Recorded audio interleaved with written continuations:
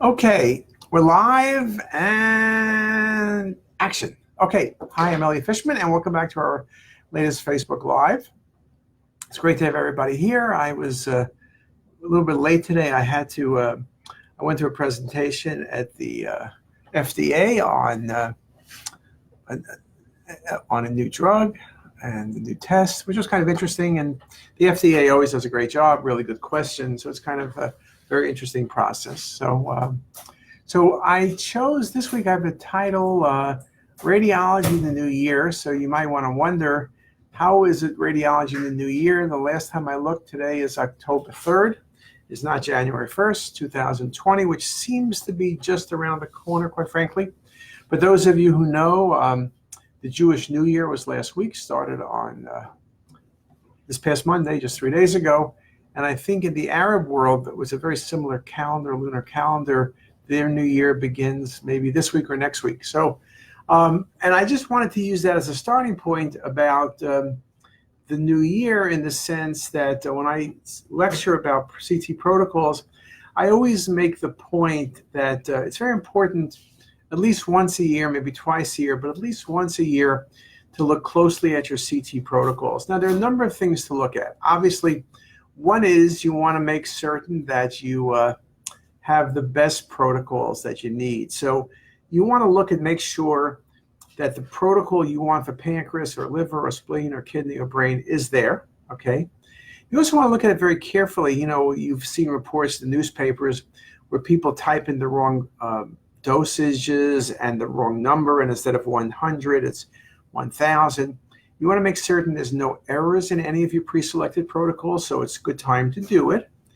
And the other thing is, I remember an article I read a couple of years ago where, let's say you're doing head CT and body CT and musculoskeletal on a scanner, you might have 80 or 100 protocols. And this person looked and they had like 400 protocols, because I think as human nature, we add protocols, we never subtract protocols. So you would like to make certain that you don't have 23 rule out pancreatic mass protocols in your scanner. You want to make sure you have one, and you have the one correct one. If you have too many protocols that are just repetitive, the technologists, particularly if you have new techs or even old techs, can press the wrong button and you end up with less than the optimal protocol. So I think it's a very important to look at your protocol. So you want to make certain either it's you or a chief technologist or you and the technologist just want to print them out perhaps and just go through them and just sign off, check, check, check, check, check. And maybe you're looking and say, this protocol doesn't seem right. Should I be doing dual energy? Should I be doing 90 kV rather than 120? I mean, a lot of things you might consider. And at the new year, it's a good time to do it. So I recommend that people, put certain times aside where they can do the protocols and look at them and then do any type of adjustment. On CTisus, we've upgraded our protocols on a number of the scanners recently, so you can look there. Some of them we're in the process of updating, so that will be coming along. So I think that's very, very important. I also, talking about the new year, I thought maybe I'd talk a little bit about CME. And just maybe, I know some people are online. I see Carl and you and Mohammed online. But I've been to a number of CME courses lately where the attendance is really poor.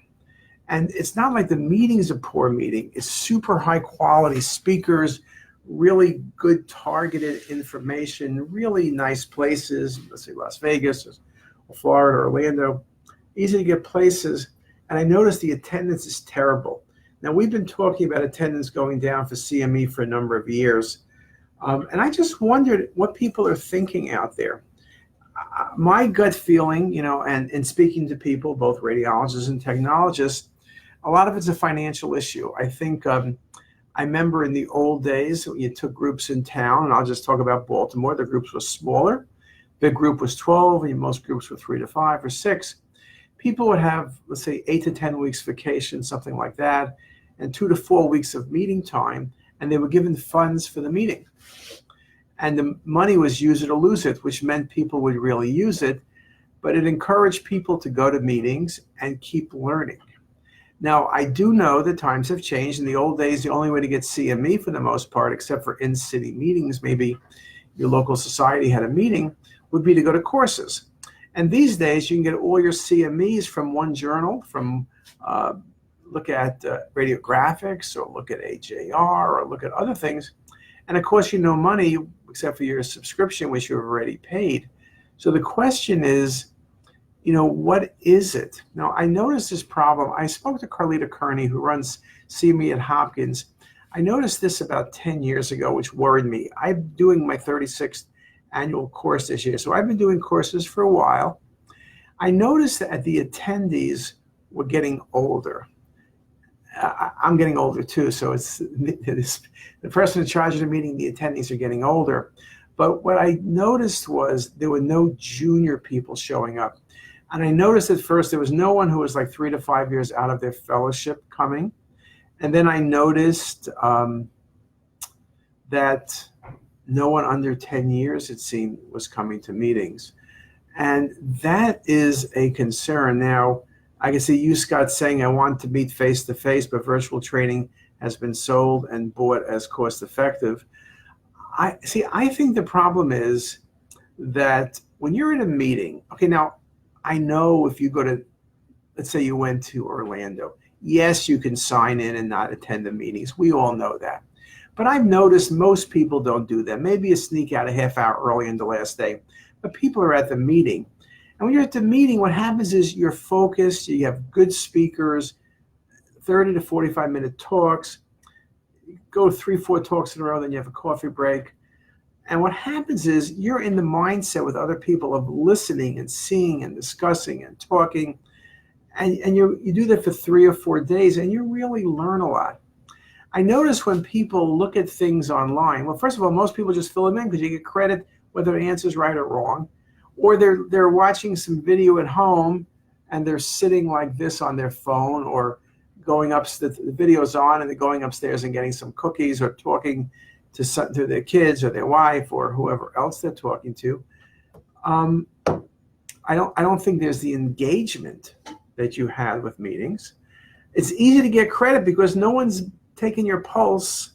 No one's taking it. There's no sensors in your seat that measure if you're sitting in your chair and if you're paying attention. They're not filming you. Maybe they will someday film you to see if you're paying attention. But the other thing is, and I see you, Scott, has mentioned it, when you're at meetings, there's this networking. And I'm not saying that you need to have networking because you want to get promoted or get a new job. But it's just interesting to speak to people, how their group is doing, what their challenges are. Now, a lot of the challenges, everyone has the same challenges, working harder, getting funding, reimbursement going down, challenges from the hospital, academic private practice, big or small, East Coast, West Coast, or in between. Everyone has similar problems. But there's something about being part of something. I think the danger in radiology, and this is true with other subspecialties as well, is you're becoming isolated from the greater cloud. As Jensen Wang would say, you're really becoming more like a single dot in a global universe. And you kind of are reading, and you just keep reading the scans. You're not really thinking, and you're not really growing. I think one of the, we talk about burnout. I think burnout is when you kind of do the same monotonous thing over and over again, and you're unhappy with what you're doing. Now, I do not want to diminish the importance of burnout. And when you read the numbers that half the people are burnt out and the other half are almost burnt out, it's kind of a little bit scary. But I think when you go to meetings and you go away and you talk to people and you get away from your hospital and your outpatient center, wherever else you're located, it's stress relief. You have a nice dinner, you walk around, and you go to a meeting, you have breakfast, you talk, you chit chat, you see some nice people people you don't know. It's part of the process of, I think, academics and private practice. It's part of just working, but work needs to be more than simply sitting there and doing RVUs and plucking at the epic like a pigeon or a chicken or whatever those things are, and then just doing that. And I think that is really a problem, okay? And I don't know what the answer is. Now, I know there are a whole lot less meetings than there used to be because companies support them less, and if you have less attendees, I know, look, We run a meeting. We have this in that brochure still because the web is not a good way of advertising. The brochures cost the same whether I get 10 people at the meeting or 1,000 people at the meeting. You got to send the brochures out. You got to pay for AV. You got to pay for the speakers. You can cut back when you're running a meeting, but there's only so much you can cut back, or it reaches a point where just don't bother with the meeting. So it is concerning to me. I like going to meetings. I speak at a lot of meetings, but it's not just the fact that I may cut back my quote-unquote free vacation, which I tend to be in and out for the most part, but that's not really the case. But I do think it's a challenge because we are learning less. There's less opportunities to learn. And this virtual stuff, what does you, Scott, say? Virtual is a tool, but only one tool in the bigger toolbox. Yeah, it's great to say you can do things virtually, but no one has ever found a better way than shaking hands. It's like you talking to someone on the phone. I don't care if you have an iPhone 11. Talking on the phone to someone is not the same thing as sitting across the desk and talking to them, or walking down the street and talking to them. There is this sense of humanity that I think is being lost. Now, I think a lot of it is driven by costs. I think a lot of the groups now, they get 8 or 10 or 12 weeks vacation/meeting with no money. Nobody is going to a meeting when it could be a vacation week. That ain't going to happen. And radiologists and other doctors are basically not going to pay for meetings. The hospital doesn't want to pay for it. I'm not going to learn anything. So, and I think as groups get bigger and bigger, it's a challenge because when you're a small group and you sat around the table and you said, well, how much money should we put for meetings? And you would agree and everyone would agree. I think that, now with groups being 800, 900, 1,000, 1,500 radiologists, the group says, oh my God, if I pay $3,000 for meetings, that's $4.5 million. Okay, it scales, it sounds bad. And you're a startup company, you're a company that's doing okay, but not great. Those are massive amounts of money. That can be the difference between making money and losing money. And so it seems like, well, hey, you need CME credits. We'll give you books. We'll give you videos. It's kind of like that. I think that I don't know what the end result is going to be. Reducing Physician Burnout Summit, November 14th and 15th. There's a much better meeting, November 14th to 16th in Las Vegas. That's our CT meeting. You go to Las Vegas, there's no burnout. You walk around, it's nice weather, we have nice breakfast, we have excellent lectures. Perry Pickett's going to be there. I'm going to be there. That will prevent you from burning out. You go to these physician burnout meetings, all you have is a bunch of people who are burnt out speaking about people who are burnt out. No, that's just joking. We did have a good article in JACR this month, which is worth reading. It was physically published, I think, the other day. It's been online for a while. Some people look at the online thing. Talking about no mission, no goal, something like that. I forget the exact title. But it does make the point that unless people are engaged, and if you're not really feeling like you're part of something, you're not engaged. And when you're not engaged, everything bothers you. Every single case to read feels like another pound of bricks that someone's putting on you. I think when you're engaged, when you're part of something, when you feel great about something, reading a few more cases is just not going to be an issue. So I think that, you have to really think about things that way.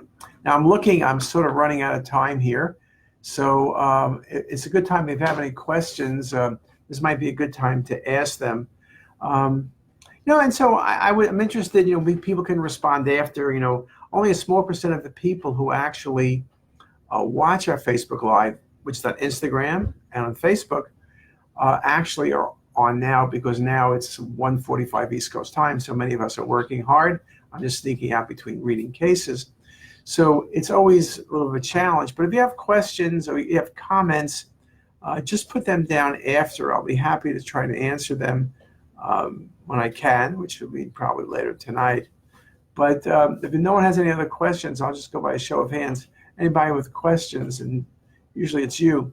I will tell you that last night we did have Oz and Kara, the stars of Sleepwalkers actually as our speakers at Hopkins talking about AI. It was really a wonderful discussion about the challenges of AI. They showed how you can make fake voices, how you can create pictures of people that look identical, the challenges of AI, the ethics of AI, where AI is going. And yes, it has incredible opportunities, but potential for problems. So that was a wonderful talk, and we're going to speak more about that.